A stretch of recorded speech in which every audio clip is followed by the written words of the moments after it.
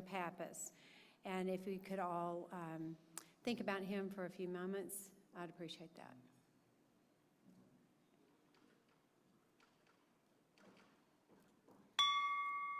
Thank you. Dr. Pappas's visitation will be on Wednesday at 5:30 to 7 o'clock at Griffin Leggett Funeral Home, and then the services will be Thursday at 12 o'clock noon at the Greek Orthodox Church on Napa Valley Drive. And I know that a lot of you in here did know Dr. Pappas, and many of you did not. But Dr. Pappas, when I became president of Rotary, he was an absolute best friend. He was so encouraging and so kind and would always talk to me after or before the luncheons and give nothing but encouragement. So as all of you are encouraging Rotarians, I do want us to channel his energy today and his kindness. Today, with the five-way test, prayer and pledge will be Rotarian Jay Barth. And then we will have guest introductions by our own Jessica Scott, who made the front of Soirée just recently. And if you want to know anything about the zoo, she knows everything, so please talk to her. So Jay, if you'll come.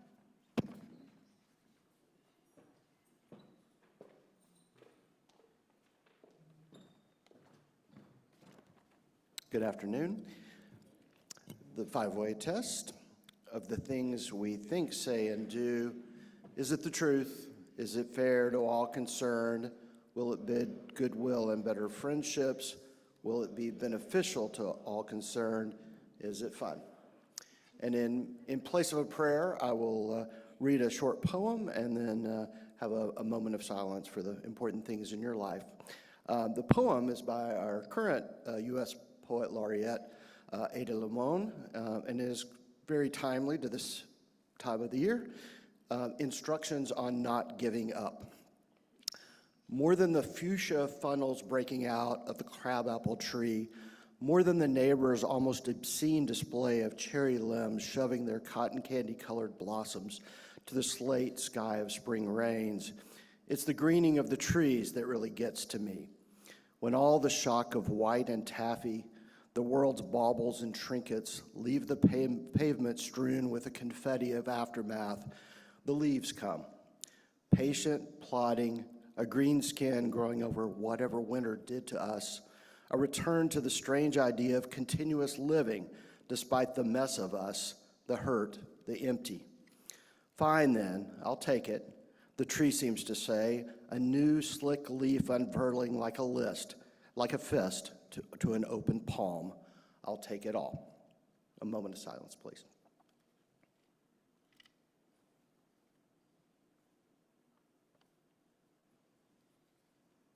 Thank you all. And finally, the Pledge of Allegiance. I pledge allegiance to the flag of the United States of America and to the republic for which it stands, one nation, under God, indivisible, with liberty and justice for all. Thank y'all.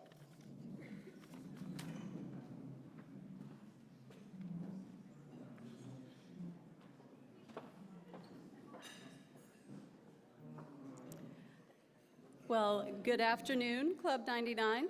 I have the privilege of introducing our guests today. When I call your name, if you and the member that brought you would please stand and remain standing until I've called all the names. So with us today, we have Gabby Rancifer, guest of Chris Mangum,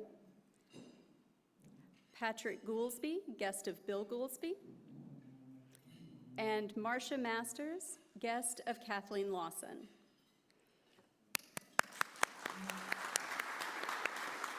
Welcome to Club 99.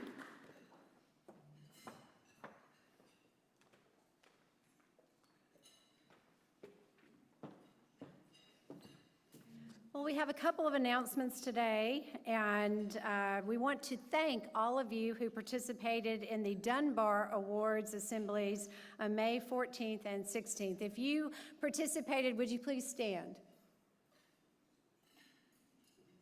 Well, all right. I know.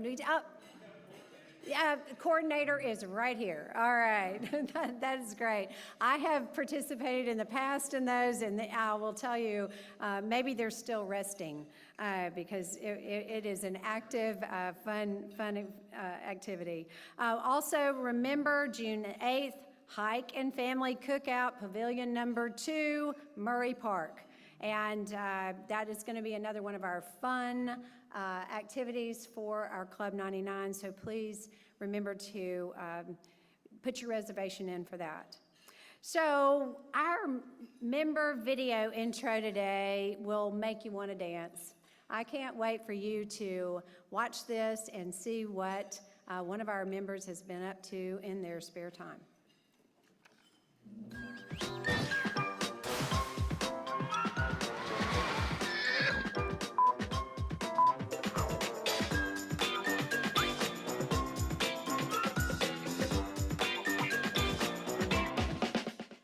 I'm Danielle Cawley, and I'm an insurance broker with the Jenkins Agency.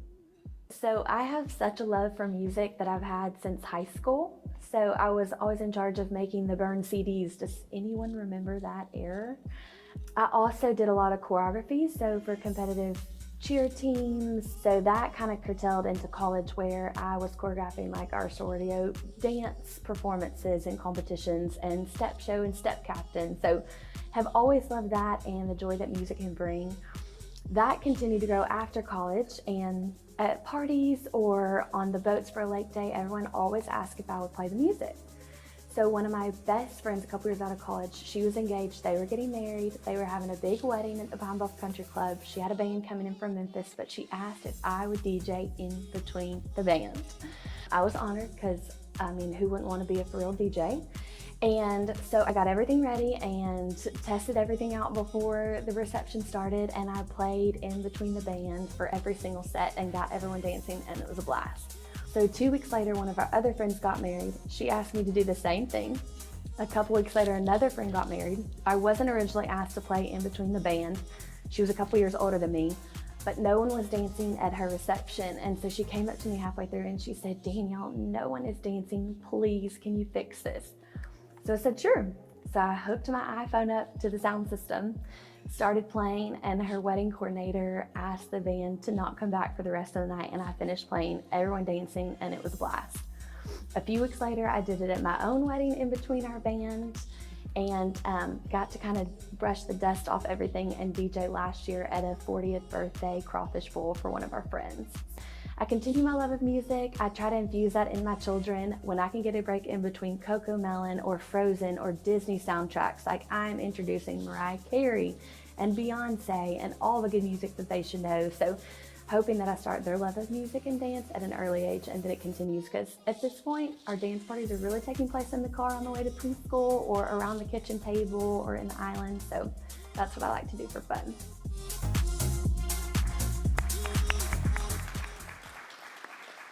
Okay, I'm feeling the music coming on. That was fantastic. Thanks so much. And also, I think she said around the kitchen table. I think we could do it around the rotary tables very easily. So speaking of that, President Natalie told me, do a little fun fact or so today. And I said, well, okay, I'll do a fun fact. In fact, I'm going to do a fun fact about somebody in this room right now. So I just want you to look at your table and look at who's sitting with you. And as I describe these fun facts, see if you can pick out who it might be in this room. This person can tie a knot in a cherry stem with no hands. That could be quite a few people, so let's look around.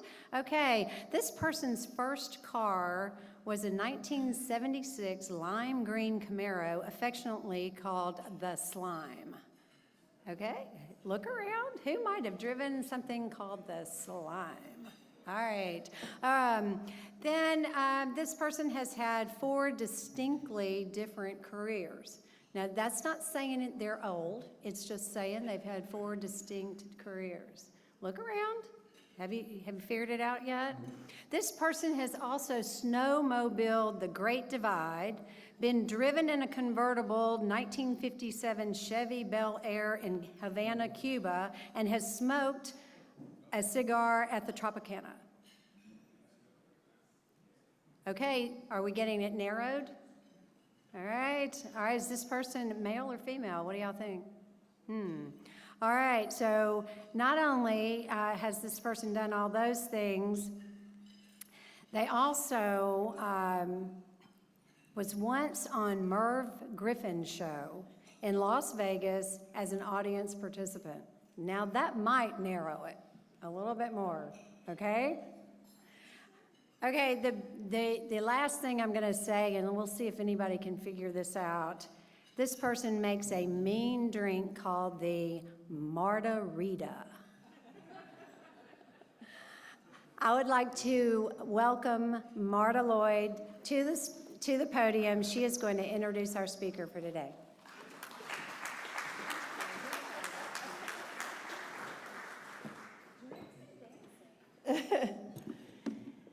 Good afternoon, Rotarians. It is my pleasure to introduce to you my friend and colleague, Janet Harris. I was first introduced to Janet by our mutual friend, Roby Brock, when I was the CEO of the Winthrop Rockefeller Institute in search of a strong director of programs. I was looking for someone who could create a structure and build a team and to create true collaborative partnerships to continue Winthrop Rockefeller's legacy in a way that would help Arkansans get to the heart of some of our most pressing issues. When I met Janet, it was like we had known each other our whole lives. We instantly connected, and we have worked together as colleagues and friends since that day. Janet is high energy, she's intellectually curious, a strategic thinker, and she majors in helping others be the best they can be. She is a master at seeing the potential in other people and giving them the opportunity to grow. I've seen her do this time and time again. Janet was born for public service, and she loves Arkansas in a big way. She has the unique ability to bring together people with vastly different viewpoints and guide them toward finding ways they can work together to accomplish things they never thought possible. She is a facilitator, yes, because in that she owns the process. But she is the best I've ever seen at keeping the end in mind, drawing out the full measure of creativity in people, and working hard to make sure groups emerge from their time together with an actionable plan to move forward toward their goal.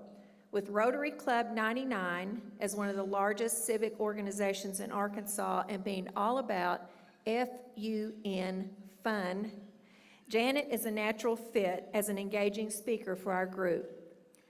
Civic Arkansas, a Winthrop Rockefeller Institute program, is a perfect example of Janet's leadership. She has been passionate about civic engagement her whole life. This program is designed to help citizens see the importance of civic health in tangible ways and invites us to be a part of the solution in our own way to collectively lift Arkansas up. As Executive Director and CEO of the Winthrop Rockefeller Institute, Janet's goals include preserving Winthrop Rockefeller's legacy and historic campus on Petit Jean Mountain, enabling others to find collaborative solutions for important issues facing Arkansas, and being a supportive coach and mentor to her staff. Janet's career in public service spans nearly 30 years. She earned an MPA from the University of Arkansas Little Rock, graduated from Leadership Arkansas Class 11, and is currently pursuing a certificate in nonprofit leadership from the Harvard Kennedy School of Government. She has been recognized for her leadership and impact by the Women's Foundation of Arkansas, the Arkansas Business Publishing Group, Arkansas Money and Politics. Janet grew up in Marmaduke, Arkansas, and currently lives in Conway with her husband, daughter, and 3 dogs.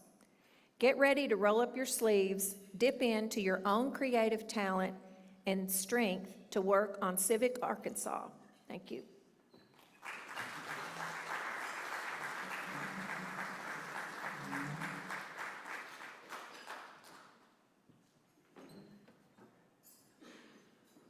Good afternoon, everybody.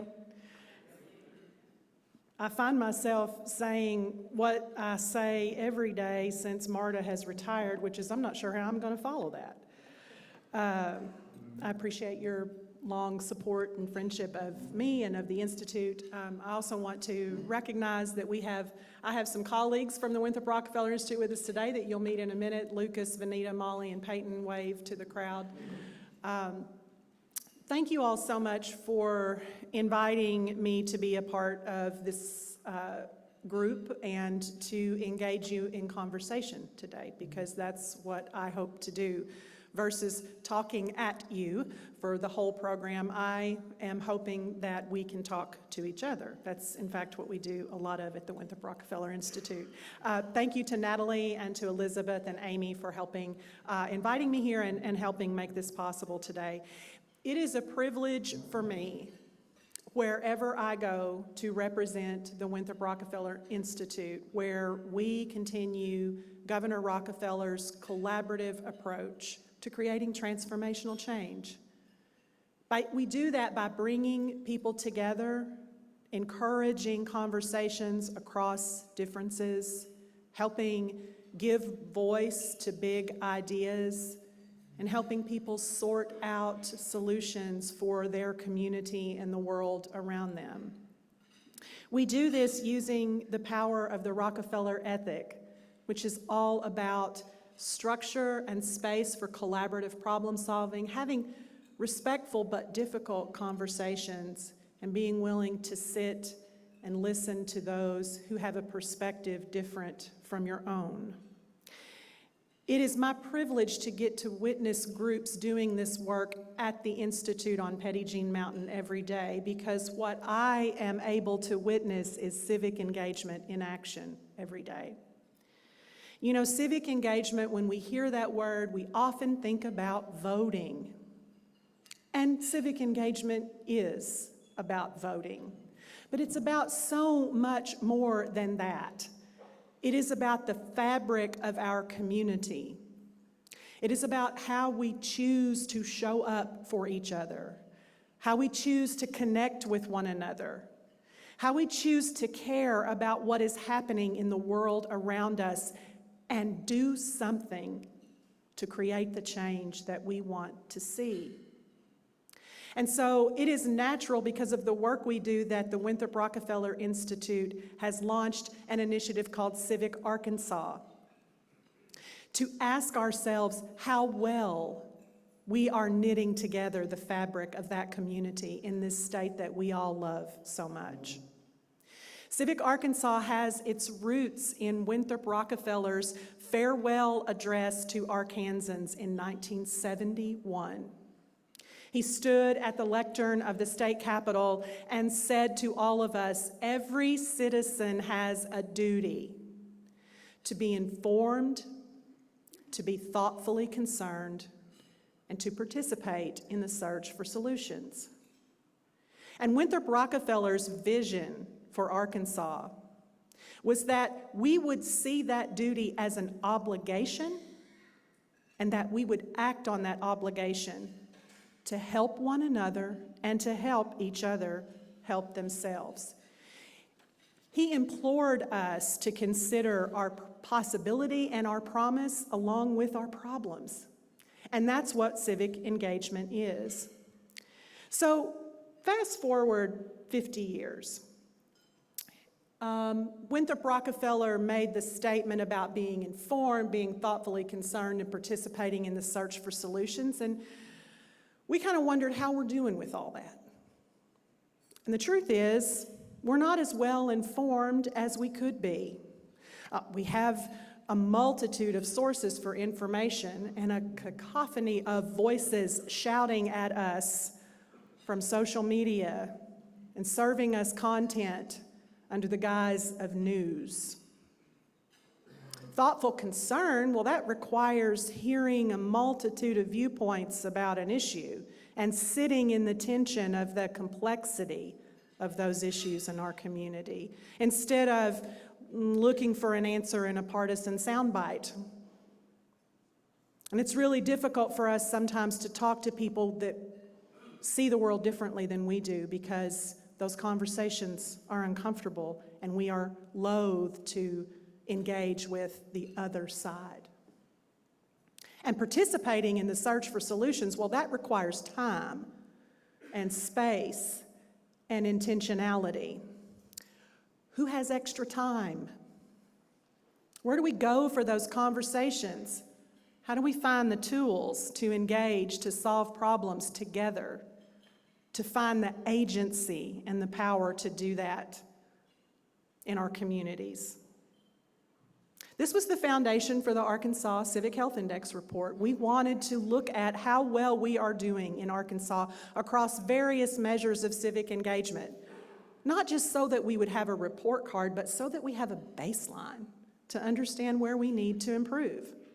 And so last year, the Winthrop Rockefeller Institute partnered with the Clinton School of Public Service, Engage Arkansas, and the Central Arkansas Library System to produce a report called the Arkansas Civic Health Index Report. It measures how well we're doing in civic health across a variety of indicators. And it also gives us an opportunity to see both our problems and our promise. So, what's in the report? It's a mixed bag. Some results are very positive, some not so much. Let's start with the bad news. Arkansas ranks 51st in voter registration and voter turnout, behind every other state and the District of Columbia. We're fully 20% behind the best state in these categories, and we average about 10% below the national average. Of the people who are voting in Arkansas, they tend to be older, white, and more educated. A smaller and smaller segment of Arkansans are making choices about who represents us. Fewer people are weighing in on the ballot issues that we are to choose from. Our government, our laws, and our communities are slowly looking less and less like the full spectrum of Arkansas. Arkansas ranks 49th in the country in trust in the federal government, with only about 35% of Arkansans saying that they trust the federal government about half the time. We do rank 30th in trust in local election officials who oversee our elections, so that indicates that we have more trust in government officials at the local level than the national. It's a promise. It's a good place to start. And although we may not trust the federal government, we do trust our neighbors. We trust them to talk about politics and government. Arkansas ranks 32nd in the share of residents who frequently discuss political, societal, or local issues with family or friends. And for some good news, one of our best civic health indicators is in the area of donating. We rank about 23rd in the country, with 52% of Arkansans giving at least $25 annually to a civic or charitable organization. And while we are good at giving our money, we are not so good at giving of our time. Arkansans who volunteer their time are only about 23% of our population, which is a national problem. Most states are not much above 20%, so volunteerism is suffering in our communities. We're 34th in the country when it comes to group involvement. About a little over 23% of Arkansans belong to some kind of group like Rotary. And for the best news of all, and no surprise, Arkansas is one of our friendliest states, ranking 9th nationally in spending time with family and friends. Nearly 83% of us spend more time with our neighbors than the national average, even though we do favors for our neighbors slightly less often. We're 47th, though, in working with our neighbors to do something positive for our community. Only 14% of Arkansans reported doing so. There are other measures of civic health. How transparent are our local governments, for example? There have been some improvements made in that area, but we have a long way to go, so that citizens feel the agency and the empowerment to get involved in decisions at the local level. Newspaper circulation is falling in Arkansas. 47 of our 75 counties have only one newspaper. Most Arkansans, in fact, report getting their news from social media, platforms which are decidedly not the best place to become informed. So one of the conclusions of the Arkansas Civic Health Index report is that in simple measures of connectedness, neighborliness, and giving at least some money to charitable causes, Arkansas does pretty well. But we have a long way to go to get people more involved, to give them the capacity to make choices about the future of their communities, who represents us, and how we solve problems at the local level. And to consider how we improve civic health, we really have to do three things as leaders. We have to think about how to create ongoing civic education experiences for people of all ages so that they may be informed. We have to somehow think about incentivize participating in the search for solutions as a valuable and necessary social activity. And we also have to consider how institutional flexibility is needed to create opportunities for voting, volunteering, serving, and otherwise being thoughtfully concerned as part of our civic duty. So the bottom line is that at the Winthrop Rockefeller Institute and with our Civic Arkansas initiative, we are working with people to reimagine what civic health looks like for the future. Because we need a new generation of active voters, volunteers, joiners, and creators. We need to open doors that are closed.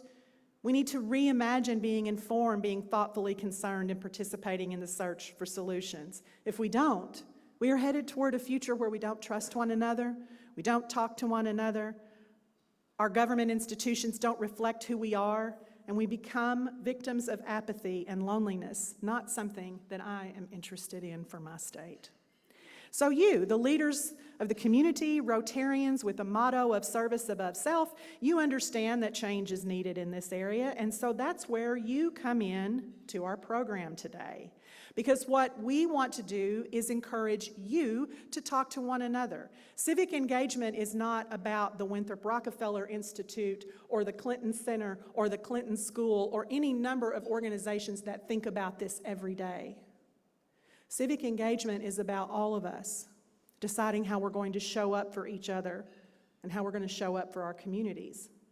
And I'm going to stand here and tell you that I've been studying civic engagement my entire career. I did my master's thesis on citizen participation, and I don't have any answers for what's in this report. I have some ideas, but it's going to take all of us talking to one another and deciding how we move forward together in the 21st century so we recognize that promise and possibility that Winthrop Rockefeller encouraged us to recognize so many years ago. So, this is a little different. Natalie told me when she invited me to this program that we had to have fun. And I don't see anybody having fun yet. So we're going to start having fun. First of all, I want to tell you that you can download a copy of the Arkansas Civic Health Index report. There's a ton of data in there. I'm happy to answer questions when we get towards the end and even beyond this program. But before we do that, I want to invite you to have a discussion at your table. So when you look at your table, you will see a card or a set of cards in the middle. Each one of those cards represents a finding from the Arkansas Civic Health Index report. What we would like for you to do is spend a little time being thoughtfully concerned about what you see. And we're also going to ask you, because we know you are creative, to imagine that you had a magic wand.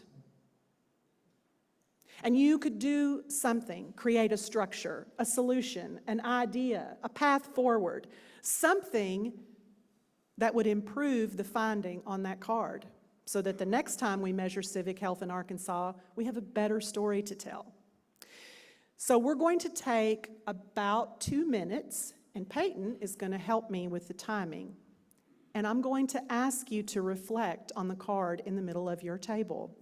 And as you think about that finding in civic health, think about what you would like to do to change it. And then in 2 minutes, we'll come back.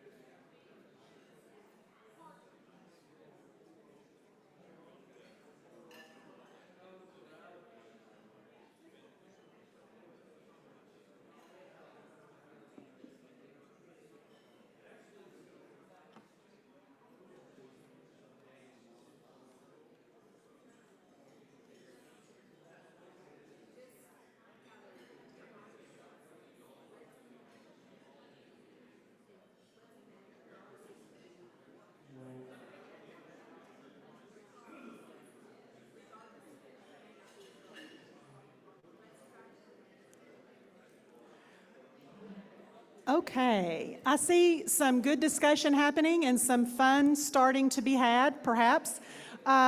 So I'm gonna, if I can get everyone's attention, because we're gonna stop this conversation for just 1 second and go into this next part of the exercise. What I would like to ask each of you to do is to think about the magic wand solution that just popped into your head, okay? Make a note about it. You have a notebook? Somebody hold up a notebook. Yes, you have a notebook in your chair. Make a note about the magic wand solution that you may have heard or thought of at your table for the finding that you have. And then what we'd like to ask you to do is to collaborate using a method called yes and. Does anybody know how to do that? Yes and? So what we're going to ask you to do is someone at your table is going to have a brilliant idea that just came up, okay? And we want to ask that person to volunteer to go first. I have a magic wand, and here's what I'm going to do about civic engagement in this area. Here's what I'd love to see, okay? And then we're going to ask you to kind of pass that on to the next person and the next person and so forth. What you're going to do is when you say, this is the solution I thought of, the next person has to build upon your idea. Yes, and connect their idea to yours in some way. It can be as simple, as silly, or as profound as you would like for it to be. But what we want you to do is come up with a solution at your table, something that you might propose or be interested in to improve the civic health of Arkansans. Let's demonstrate how this works, okay? So Peyton, we are going to use yes and to collaborate today. Yes, we are, and that is a great way to help everybody build on each other's ideas. Yes, and it is also a way we can all practice our active listening skills. Yes, and it is a great way to generate new ideas. Yes, and it allows each of us to learn about others' perspectives. Great. So that's an example of the exercise. We want you to have fun. We want you to talk about creative solutions to civic health. And we're going to give you just about 10 to 12 minutes. We'll see how that goes. And then we're going to have questions and report out from the tables at the end. The best idea wins a prize. Right? They do, yes. Okay, so here we go, 10 minutes.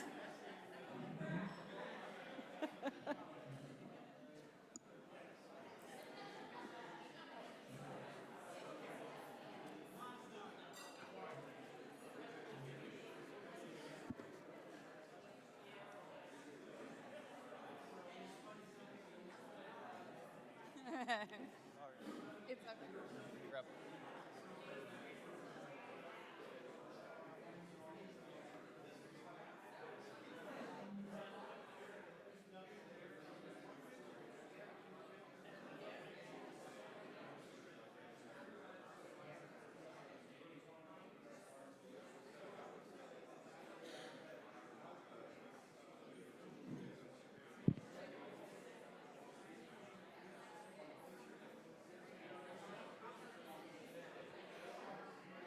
Okay.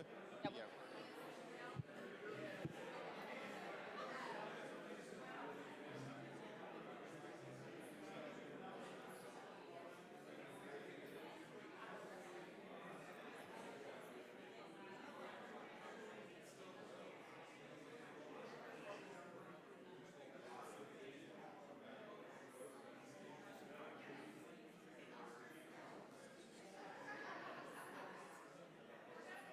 That was because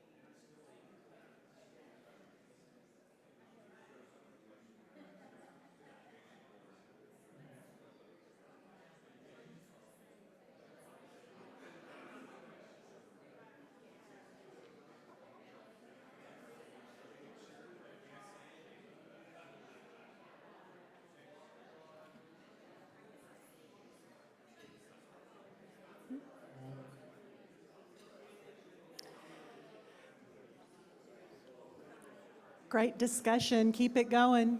I might add, if you tend to talk a lot, you might decide to let someone else speak. If you tend to not speak up, it might be your time to speak up.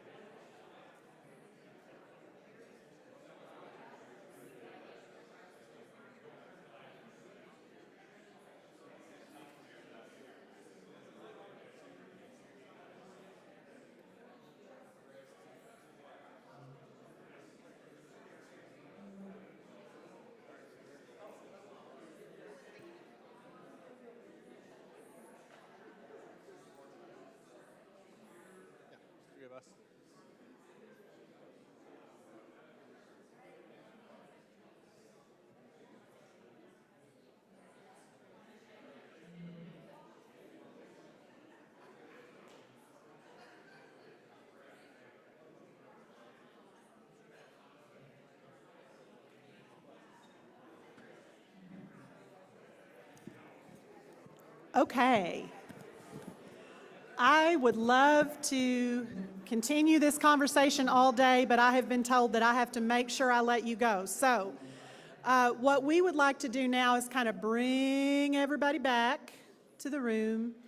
I want to tell you what a joy it is for me to, this is the sort of thing we get to witness every day, but what I saw today are groups of people, some of whom know each other and some don't, wrestling with dilemmas and hard problems and laughing and throwing out ideas and connecting with each other over food. Like, that is civic engagement.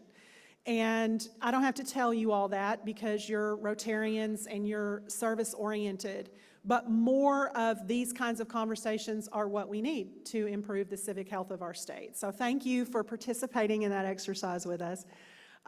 We have some folks stationed around the room with mics. So as I think is typical, I want to invite first, I want to invite ideas that may have came up at your table. Something that surprised you, that shifted your thinking, something that made you feel excited about this topic, maybe in a way that you hadn't been before.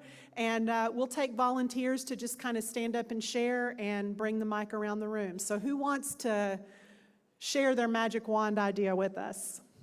Okay, we got one here.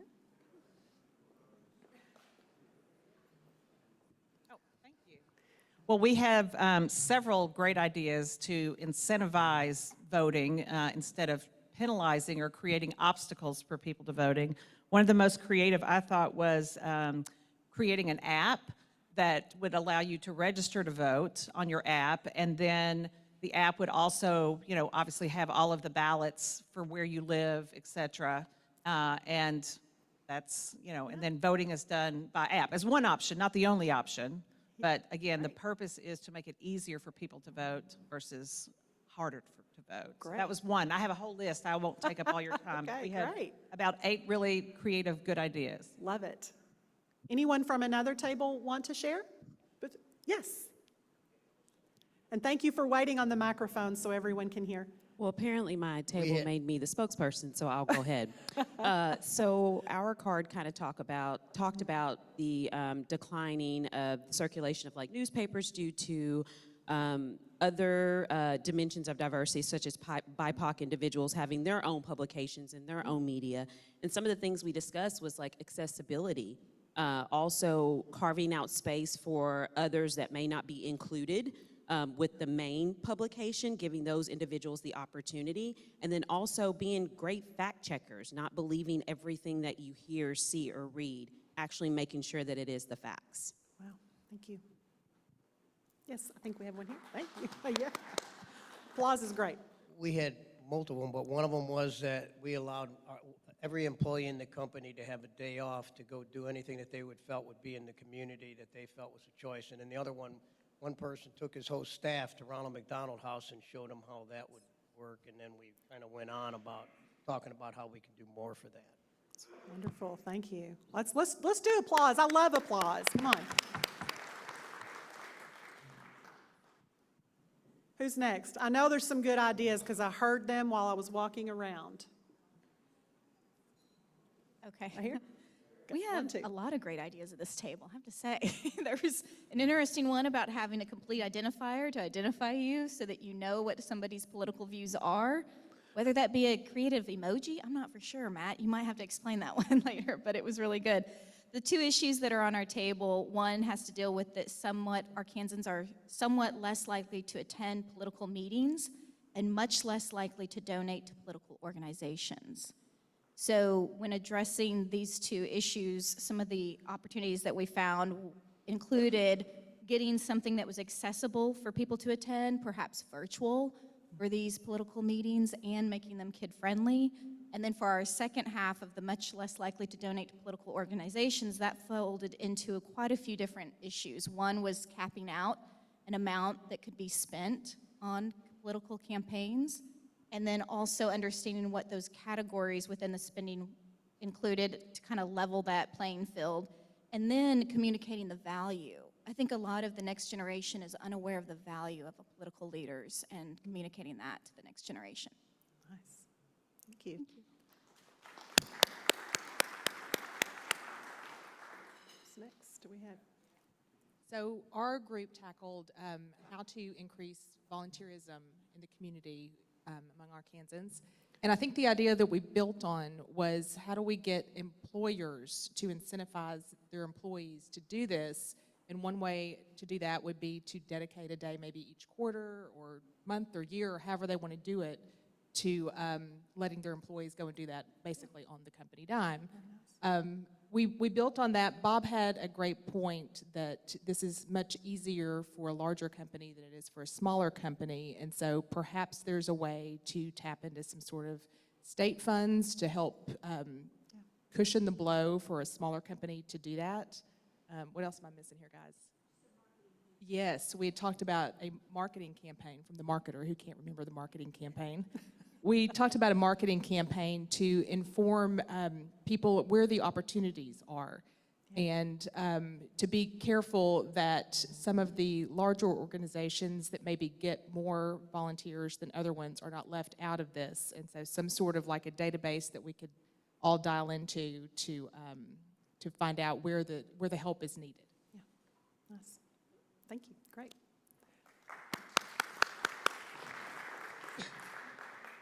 Is it? So we waved our magic wand to increase civic engagement and just to deal with all the distrust and rural nature and poverty and polarization in our state. We thought it would be great to just have a statewide town hall meeting every month, statewide, connected, online, Facebook Live, YouTube, AETN, and you'd host it in different cities. And then we were trying to figure out, well, what structure would do this? And we thought, we'll start with Rotary. And we said, well, let's bring in the other organizations and schools, and then a mentor program, and a report, and then a way for the report to not be a paperweight. So we just kept going with it. Nice. But it all depends on the magic wand. That's right. Thank you. I think we have time for one more, and then we'll get to Q&A. Okay, so we've got a name for the group who came up with an app, perhaps, to connect volunteers together. We suggested Voluntinder. Swipe left or right. So there you go. Y'all can put off of that. We did get a little bit talked as well about this service and connecting. Ours was more around the lack of emphasis around civic engagement in public schools. We talked about the new LEARNS Act and the requirements that they may impact that down the road. Yeah. But otherwise, we spent some time talking about the app Voluntinder. So I've already secured the URL if the state wants to use it. Nice. Well, thank you all very much. Those are some great ideas. And what we want is just for you to leave here with some measure of excitement and curiosity about how you might make that possible, either in your organization or in your community.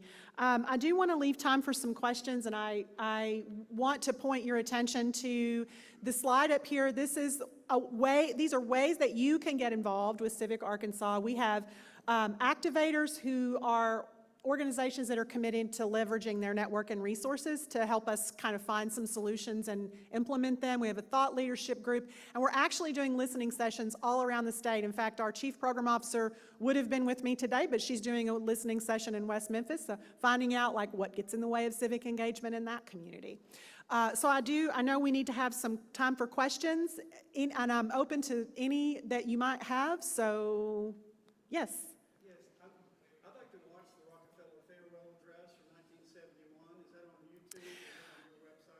It is not on our website, but I believe that the UA Center for Arkansas History and Culture has a digital version of that. So if you wouldn't mind to like hang around, I'll actually send it out maybe to Amy, and you could share it with everyone and get that link. It's a great address. Thank you very much. You absolutely can. The best way to do that is going to be to snap a photo of this QR code, and you can download the Civic Health Index report to your phone. You can also find it if you want to just visit our website. It's rockefellerinstitute.org, Civic Arkansas, and you'll see the link there, and you can download it. The National Conference on Citizenship hosts that, so it'll direct you to their page. Any other questions? Yes.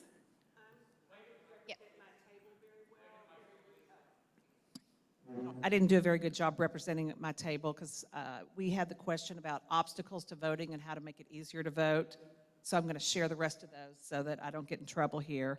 In addition to creating the app for people to be able to register to vote and to vote, we talked about having free workshops or training for people who aren't very savvy with technology, knowing that some people will not have access to phones, senior citizens, et cetera. We talked about instituting mail-in voting. We also talked about people are automatically registered to vote on their 18th birthday. We want to reinstate voting rights for people who have served their federal prison sentences and are released. And then Election Day, making it a federal holiday, as well as employers making sure that their employees have a day off, whenever that is, to vote in the window for early voting. We also talked about standardizing early voting to 45 days. Again, so we're, giving people opportunities to make it easier to vote versus putting up barriers for participation. Wonderful. Is that all right? Thank Okay. you. Yes, Good and job. I'm so excited about the idea. 2 minutes. Okay, we have just a couple of minutes left, so I think we have time for one more question. If there are questions in the audience, yes. I was going to say that we could call the app We Are AR because that's very snappy. Yeah. And the beautiful thing about an app is that you can have them register with a driver's license or a passport or any other ID, just like apps nowadays. You can also do facial recognition, as Jay was saying. Yeah. So you can make sure that these are not double-counted votes. And all the bills can have a small synopsis to explain what it's about, or you could hit a button and you could see what the entire thing was about. So you would be educated about what you were voting on from the comfort of your own home. Yeah, I love it. So I spent 8 years as an election official in a previous life, and what I will say for all of these, really nothing is impossible.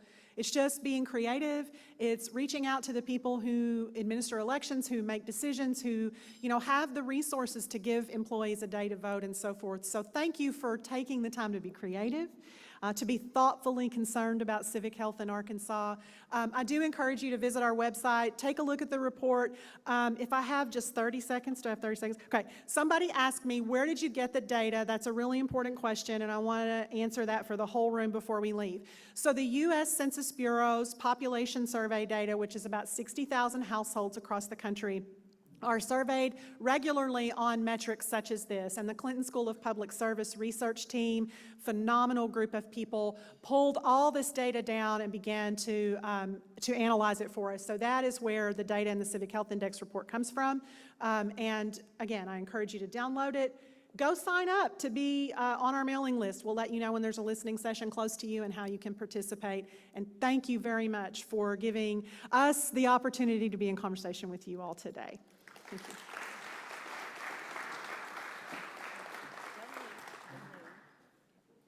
We thank you so much for being with us today. You used the words choose and how we choose. You use the word we constantly, so we are a part of that. You used the word intentionality, which I appreciate a lot, and then you gave us all a magic wand. So what better speaker can you have than this? Thank you. And we have for you a gift. And our Rotary Club has a mural downtown Little Rock, and it looks like this. And we would like for you to have a memento so that you can always remember that, like Little Rock, our Rotary Club is big on fun. And she made it fun today. Thank you. Thank you so much. So then, the last thing is I want to remind everybody that next week's program is called Masters of Air, and we are going to do a Memorial Day celebration that day. Thank you all for being here. We are adjourned.